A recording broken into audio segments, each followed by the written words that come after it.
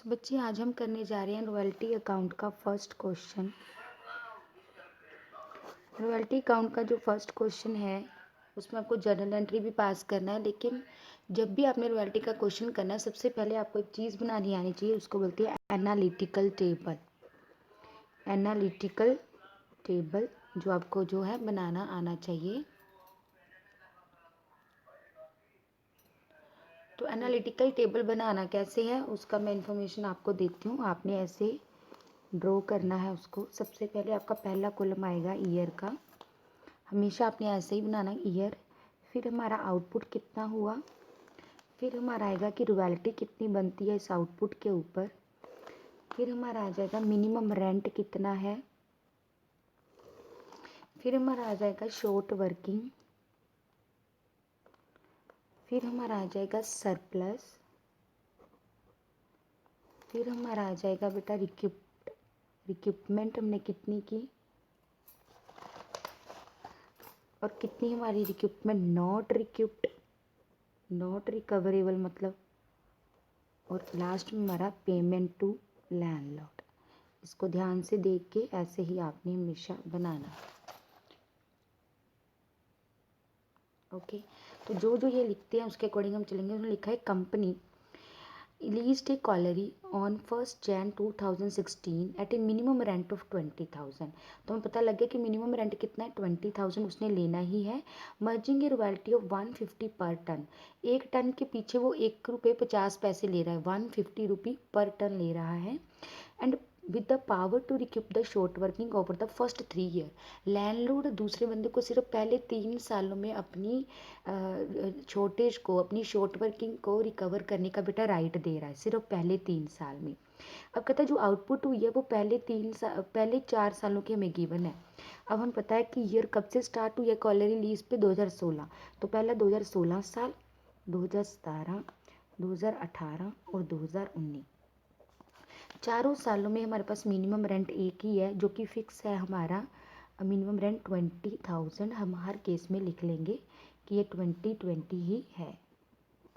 अब हमारी आउटपुट कैसे गिवन है, उसने बोला पहले साल में तो 9,000 टन हुई है, ये इन टन्स में है गिवन हमें। दूसरे में हुई है हमारी 12,000। तीसरे में हुई है 16,000, 12,000 सॉरी। तीसरे में हुई है 16,000 और चौथे में हुई है 20,000। अब एक टन के मगर लैंडलॉर्ड ₹1.50 मांगता है तो रॉयल्टी आ जाएगी आउटपुट इनटू रेट। तो रेट कितना है 150। तो 9,000 को जब मल्टीप्लाई 150 करोगे आप, वो आ जाएगी 13,500 रुपये। वो यहाँ चाहता है 18,000 यहाँ बनता है उसका, यहाँ बनता है उसका 24,000 और यहाँ बनता है 30,000। अब हमने ये देखना है कि उसको किस साल शॉर्ट वर्किंग हो रही है, किस साल सरप्लस, बस यही सारी गेम है। देखिए पहले साल में उसका रुपी बनता है 13,500, लेकिन उसको मिनिमम रेंट कितना फिक्स है 20। इट मीन यहाँ पे शॉर्ट वर्किंग है कितने की, हम लिखेंगे 20,000 माइनस 13,500 जो एक्चुअल हुआ, उसको 6,500 रुपये पल्ले से दे के लैंडलॉर्ड को देने पड़ेंगे। ठीक है ना, उसमें कोई सरप्लस है ना रिक्यूपमेंट नॉट रिकवर्ड। तो पेमेंट कितनी गई टोटली 20,000 की मिनिमम रेंट की पहले साल। दूसरे साल में 12,000 आउटपुट हुई और उसके हिसाब से 18,000 रुपये उसका बनता है, लेकिन मिनिमम रेंट कितना है 20, जो कि ज़्यादा है एक्चुअल रॉयल्टी से। यहाँ पे भी 2,000 शॉर्ट वर्किंग है, वो कैसे लिखेंगे हम 20 माइनस 18। कोई सरप्लस नहीं हुआ, कोई रिक्यूपमेंट नहीं, पेमेंट पूरी हम मिनिमम रेंट के बराबर दी है हमने लैंडलॉर्ड को 20,000। तीसरे साल में उसका 16,000 के आउटपुट के अकॉर्डिंग इनटू अगर हम 150 करें, रॉयल्टी कैसे निकालती है निकली हमने, मैं आपको ऊपर बता देती हूँ। रॉयल्टी मतलब जितना आउटपुट हुआ इनटू पर टन जो रेट है, और पर टन रेट है 1.5 पर टन रेट के साथ मल्टीप्लाई करके ये हमारी रॉयल्टी निकली है। अब 24,000 रॉयल्टी उसकी बनती है, लेकिन उसका मिनिमम रेंट कितना 20,000, और उसने पावर उसको कितनी दी है कि पहले 3 साल, और पहले 3 साल कौन सा बनते हैं 16, 17, 18। इट मीन ये पहले 3 साल में अपनी जो लेसी है जो पे करता है अपनी शॉर्टेज को पूरा कर सकता है। तो इट मीन 24,000 बनता है। अब उसके पास मिनिमम रेंट कितना है कि 20,000, लेकिन उसको एक्चुअल रॉयल्टी कितनी हुई 24।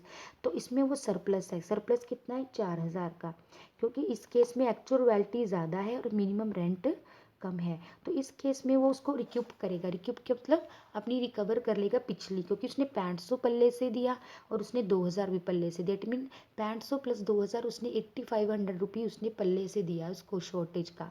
तो उसमें से उसने 4000 कट कर लिया। हमने बोला 4000 सरप्लस, 4000 का 4000 ही रिक्यूप कर लिया, ज़्यादा उसको नहीं दिया, उसको मिनिमम रेंट ही दिया। इस केस इस साल भी सिर्फ 20000 ही दिया, ओके।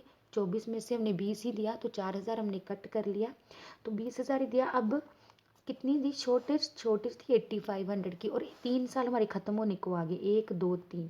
अब तीसरे साल में सरप्लस सिर्फ 4000 का हुआ, शॉर्टेज 8500 की थी।